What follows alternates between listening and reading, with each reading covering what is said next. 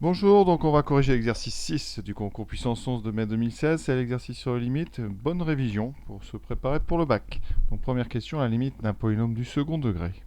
Alors, 3x2 moins 4x plus 7, vous le savez, c'est un polynôme du second degré. Donc a priori, vous connaissez la forme de la courbe, c'est une parabole orientée vers le haut. Donc c'est assez simple à répondre. La limite en moins l'infini, vous voyez, c'est plus l'infini. Donc c'est faux. Alors comment on peut le faire autrement? Première méthode qu'on voit en terminale, on factorise par la puissance la plus grande de x, donc par x cube. Donc ici, ça nous donnerait x carré. J'ai dit x cube, c'est x carré fois 3 moins 4x sur x2 plus 7 sur x2. Et ceci, dans les parenthèses, nous donne 3 moins x sur x2, ça fait donc 4 sur x, plus ici 7 sur x2. Et là, on ne va pas le rédiger, mais dans les parenthèses, donc ce terme ici, moins 4 sur x tend vers 0 quand x tend vers moins l'infini. 7 sur x2, tout ça, ça tend vers 0. Donc la parenthèse, ici, elle tend vers 3. Le x2 qui est devant la parenthèse tend vers plus l'infini, en moins l'infini, parce que c'est un carré. La limite donc de x2, je répète, voilà, ça c'est plus l'infini. Vous multipliez par 3, donc la limite, ça sera plus l'infini. Donc, c'est faux. Autre méthode, certains ont peut-être vu une propriété qui s'appelle le théorème ou le principe du plus haut degré, c'est-à-dire que quand on a un polynôme ici, eh bien la limite en plus ou moins l'infini, la limite quand x tend vers moins l'infini de 3x2 moins 4x plus 7, c'est la même que la limite du terme de plus haut degré, c'est-à-dire 3x2. C'est égal à la limite de 3x2 quand x tend vers moins l'infini. Et ici, eh bien, on voit que ça donne plus l'infini. Ça s'appelle, pour ceux que ça intéresse, le principe du plus haut degré. Du plus haut degré. Voilà. Tout polynôme a la même limite en plus infini et moins l'infini que son terme de plus haut degré. Voilà, question B. Alors B, est-ce que si f de x moins 3 est entre moins 1 sur x et 0, la limite de f est 0? La réponse, c'est assez clairement et assez évidemment faux. Pourquoi? Si vous utilisez le principe qu'on appelle le théorème d'encadrement, le théorème des gendarmes, en plus l'infini, là on est ici, on est en plus l'infini. En plus l'infini, moins 1 sur x tend vers 0. Ici, c'est égal à 0, donc ça tend vers 0. Donc, la limite de f de x moins 3, c'est 0. Limite de f de x moins 3 quand x tend vers plus l'infini, c'est 0. Et bien, si vous enlevez 3, par conséquent, la limite de f, ça sera donc 3 quand x tend vers plus l'infini. Autre méthode pour trouver ça, et bien, dans votre encadrement ici, eh bien, vous allez rajouter 3. Ce qui fait que ça nous donnerait, alors je vais le faire en haut ici, ça nous donnerait moins 1 sur x plus 3 ici est plus petit ou égal à f de x qui est plus petit ou égal à 3. Et là, vous réutilisez votre théorème de gendarme. Vous voyez, à gauche, ça tend vers 3. À droite, c'est égal à 3. Donc, théorème des gendarmes, la limite de f de x, c'est 3. Ce n'est donc pas 0. La proposition qu'on fait est donc fausse.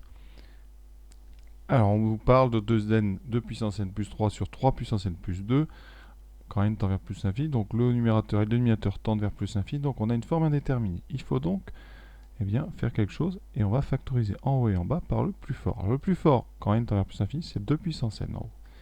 Donc on factorise par 2 puissance n qui donne 1 plus 3 sur 2 puissance n. Et au dénominateur, vous aurez donc 3 puissance n, facteur de 1 plus 2 sur 3 puissance n. Et là, il faut le savoir, on va regrouper les deux termes ici, parce que 2 puissance n sur 3 puissance n, comme vous avez la même puissance, vous pouvez dire que c'est 2 tiers à la puissance n. Donc on aura ici en facteur 2 sur 3 puissance n, multiplié par un quotient qui va être assez facile à traiter, vous allez voir. Voilà. Alors maintenant, on va regarder les limites dans notre quotient déjà. Alors, 2 puissance n, vous le savez, la limite de 2 puissance n, quand n tend vers plus l'infini, c'est plus l'infini. Pareil pour 3 puissance n. Pourquoi? Alors, rappel de la propriété. Si on prend donc q, un nombre réel. Alors, si q est plus grand que 1, la limite de q puissance n en plus l'infini, c'est plus l'infini. c'est dans le chapitre des suites géométriques. Et si q en valeur absolue est plus petit que 1, la limite de q puissance n, ça sera 0. Et donc ici, on a les deux théorèmes, les deux propriétés qu'on va utiliser simultanément. Hein. Donc 2 puissance n ici, ça tend vers plus l'infini. 3 puissance n aussi. Par contre, eh bien, on a un morceau ici qui est intéressant, c'est 2 tiers puissance n. 2 tiers, eh bien, c'est bien en valeur absolue plus petit que 1. Donc la limite de la suite 2 tiers puissance n, quand n tend vers plus infini, c'est 0. Donc ici, vous avez un premier, le facteur devant qui tend vers 0. Ensuite, 2 puissance n tend vers 0, donc ce terme-là tend vers 0. 3 puissance n tend vers 0 aussi pour la même raison que 2 puissance n. Donc vous avez ici, par quotient, ce terme-là qui tend vers 0. Et vous avez fini. Parce que, donc, vous avez ici un coefficient qui tend vers 0. Ici, une fraction avec un numérateur qui tend vers 1. D'accord? Ici, comme ça tend vers 0.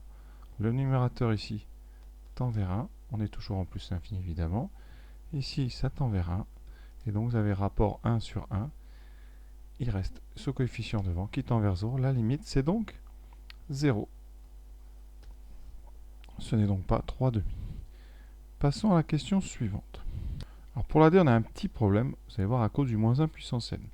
Parce que si on regarde les limites, donc en haut, vous avez une limite plus infini.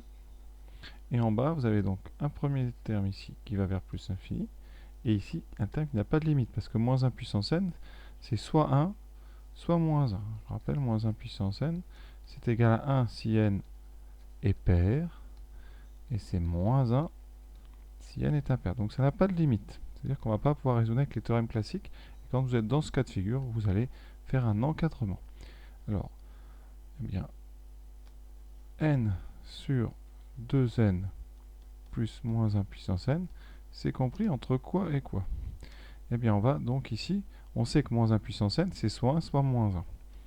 Donc, ça va être compris tout simplement entre ici le plus gros dénominateur, donc on aura 2n plus 1, et ici 2n moins 1. Faites bien attention à être plus 1 à gauche et moins 1 à droite parce qu'on inverse.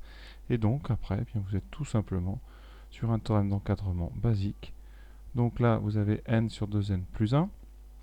Alors, je vais quand même vous le faire parce que ça, c'est une limite de fraction rationnelle, de fonction rationnelle. Donc, on a n sur 2 n plus 1. Comment fait-on pour calculer la limite de ça en plus l'infini? Alors, on sait qu'en bas, au dénominateur, on va factoriser par la puissance la plus grande de n, c'est-à-dire ici n. On aura donc 2 plus 1 sur n.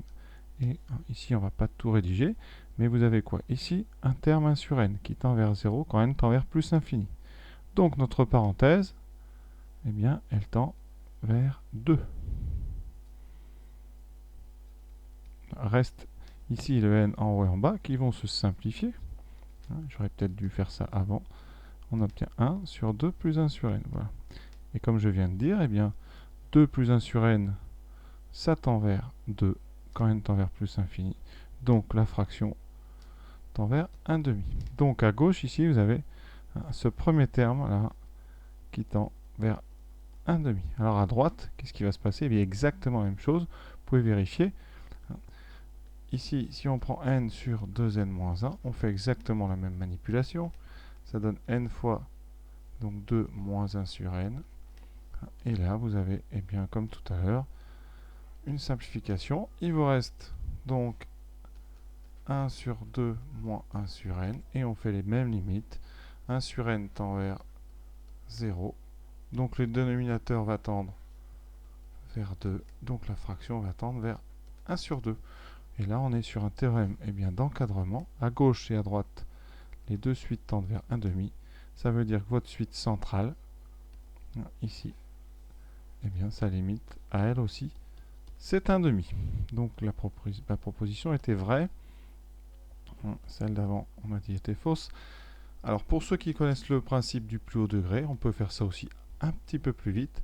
Quand vous avez n sur 2n plus 1, la limite de cette suite-là, eh bien, on sait que c'est la même limite que le rapport des termes de plus haut degré. C'est-à-dire quand on va garder n, et en bas on ne va garder que 2 fois n. Et donc on simplifie, il reste limite de 1 demi, donc il reste 1 demi. Ça, c'est pour ceux qui ont vu le principe du plus haut degré. Voilà, cet exercice est terminé. Merci d'avoir été jusqu'au bout.